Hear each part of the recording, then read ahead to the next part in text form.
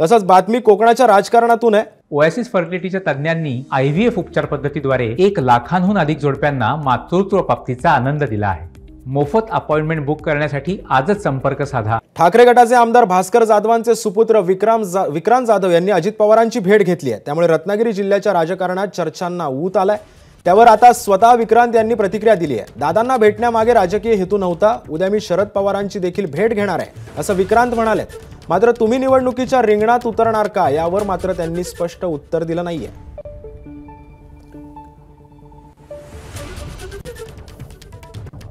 विक्रांत जाधव विधानसभेमध्ये लढताना बघायला मिळतील। आता मला वाटतं थोडे दिवसच राहिलेत। थोडे दिवसांनी या प्रश्नाची उत्तरं आपोआपच सगळ्यांना भेटतील। माझंच नाही तर सगळ्यांचीच उत्तरे भेटतील, कोण लढेल कोण नाही लढणार। तर थोडे दिवस आपण सर्वांनी वाट बघूया। ABP माझा, उघडा डोळे बघा नीट।